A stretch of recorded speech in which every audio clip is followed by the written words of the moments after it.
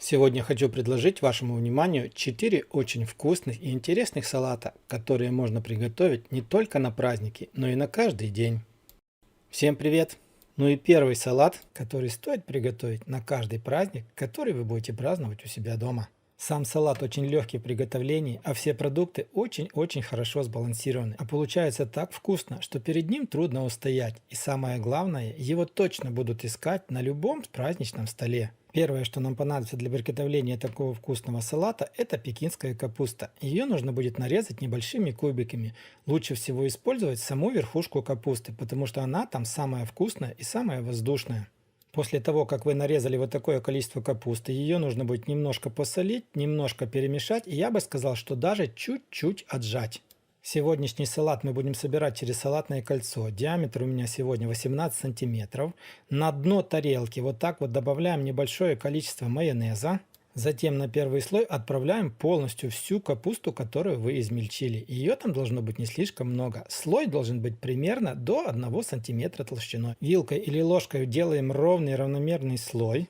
И этот слой капусты накрываем сеткой из майонеза. На следующий слой нам понадобятся крабовые палочки, 6 штук. Их нужно будет измельчить вот так вот полукольцами. Не делайте их слишком мелкими. Они должны быть средних размеров. Все нарезанные крабовые палочки отправляем на следующий слой.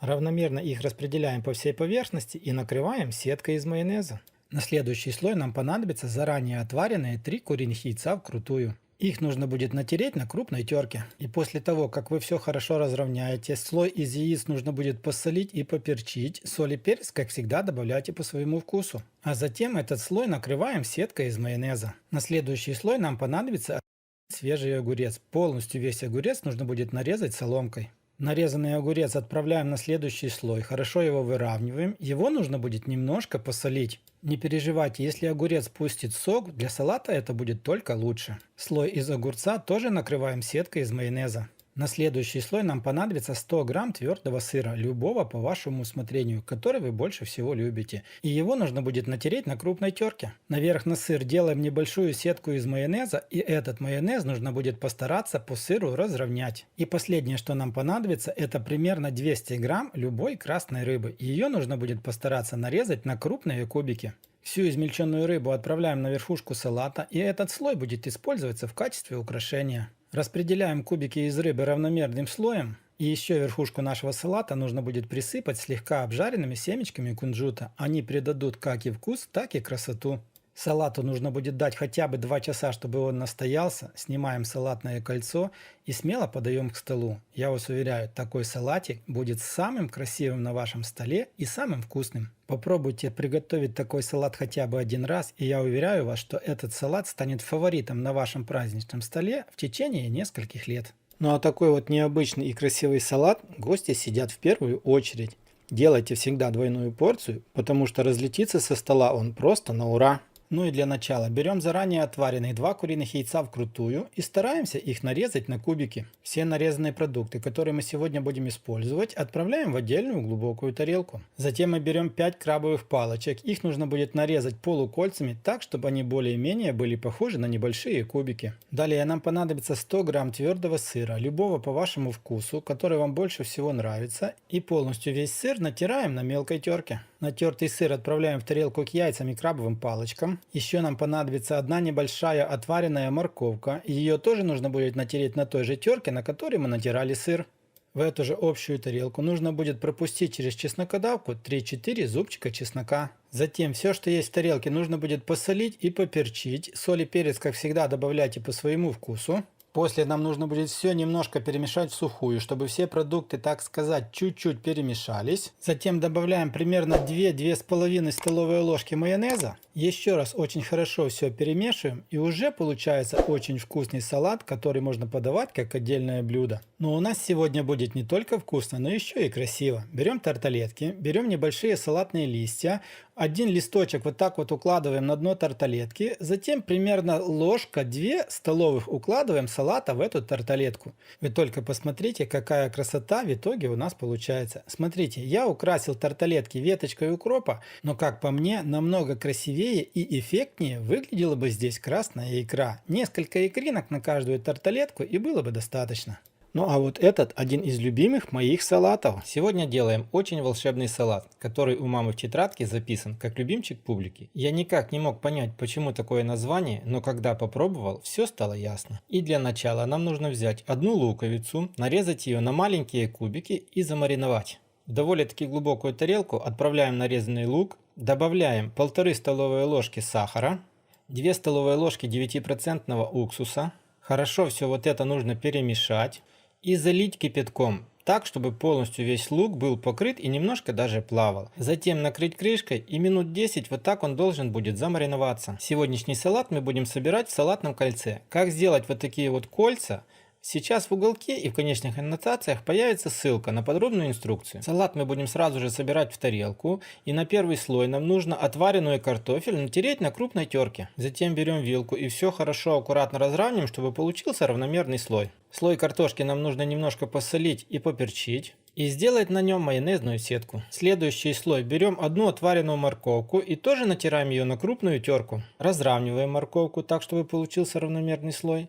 Немножко подсолим и опять делаем майонезную сетку. Следующий слой мы берем лук, который мы уже сцедили от воды. И половину вот этого лука нам нужно выложить поверх на морковку. Аккуратно разравниваем, чтобы получился равномерный слой. Поверху на лук сетку из майонеза делать не нужно. Затем нам нужно взять шпроты, слить с них полностью все масло и хорошо их размять вилкой. После того, как вы размяли шпроты, мы отправляем их на следующий слой салата. Равномерно распределяем, чтобы получился аккуратный ровный слой. Поверху слоя из шпрот сетку из майонеза делать не нужно. Затем берем 3 куриных яйца, отваренных вкрутую. Если у вас большие яйца, можно будет взять 2, если маленькие, то нужно взять 3. Отделяем желтки от белков. Желтки отставляем в сторонку, они нам еще пригодятся. А белки натираем на крупную терку на следующий слой. Делаем вилкой хороший равномерный слой и покрываем все майонезной сеткой. Дальше нам нужно взять 3 маринованных огурца, натереть их на крупной терке в отдельную тарелку. Тем самым мы предотвратим попадание лишней жидкости нам в салат. После того, как вы натерли огурцы, старайтесь сделать так, чтобы жидкость осталась в тарелке, и вы как можно меньше отправили ее на следующий слой на салат. Разравниваем аккуратно слой и делаем по нему сетку из майонеза. Далее нам нужно взять один плавленый сырок и натереть его на крупной терке. Чтобы сырок не замораживать, нам нужно взять немножко подсолнечного масла и вот так вот с двух сторон терку смазать маслом. После такой процедуры сырок натирается хорошо, быстро и самое главное, ничего нигде не прилипает к терке. Затем натертый плавленый сырок мы раскладываем на верхний слой нашего салата, хорошо аккуратно разравниваем все. И можно сказать, что наш салат уже готов. Осталось его немножко украсить. Берем желтки, те, что мы откладывали, натираем их на мелкую терку. И натертыми желтками выделываем по периметру, по верху салата небольшой красивый аккуратный круг. И вот этот желтый круг старайтесь заполнить так, чтобы как можно меньше просвечивался белый слой. Затем салат можно украсить зеленью, а можно просто вот так, как я, положить наверх 2 шпротины. И получится тоже довольно-таки красиво, как по мне. Затем салат отправляем в холодильник где-то на 2 часа, чтобы он хорошо пропитался. Через 2 часа достаем из холодильника, снимаем аккуратно салатное кольцо, чтобы ничего нигде не повредить, и можно подавать к столу. И я вас уверяю, что ваши гости действительно оценят этот салат и попросят у вас рецептик такого великолепного, красивого и очень аппетитного салата. Салат получается действительно вкусным, и он по праву заслуживает свое название «Любимчик публики». И вот такой вот красивый салат у вас будет красоваться на вашем праздничном столе. Ну а сейчас новинка этого сезона. Салат получается таким очень-очень вкусным, сбалансированным, что вот уже несколько выходных подряд мы его готовим просто так, без всякого повода. А приготовить его на праздник будет просто шикарным удовольствием. Для начала мы берем одну луковицу, стараемся нарезать ее на четверть кольца, чтобы в итоге у вас получились небольшие полоски. Нарезанный лук отправляем в отдельную глубокую тарелку. К луку добавляем 1 столовую ложку с горкой сахара, 2 столовые ложки уксуса, столовый 9%. Затем лук, сахар и уксус хорошо перемешиваем. И только затем заливаем все теплой кипяченой водой, так чтобы хорошо был покрыт полностью весь лук. После этого еще раз хорошо перемешиваем и отставляем лук в сторонку, пускай он хорошо промаринуется, пока мы подготовим остальные продукты. Далее нам понадобится 400 грамм шампиньонов, и их нужно будет измельчить на не слишком большие кубики. После того, как вы измельчили грибы, их нужно будет обжарить любым удобным для вас способом, с любыми вашими специями. Ну и после обжарки грибам нужно будет дать полностью остыть, чтобы наш салат не поплыл. Еще в этом салате для нас понадобятся заранее отваренные перепелиные яйца и половинка куриной грудки. Ну а полностью подробный рецепт, как всегда, читайте в описании под видео. И полностью всю куриную грудку нужно будет постараться нарезать на небольшие кубики. Собирать сегодняшний салат мы будем через салатное кольцо. Диаметр у него 17 сантиметров.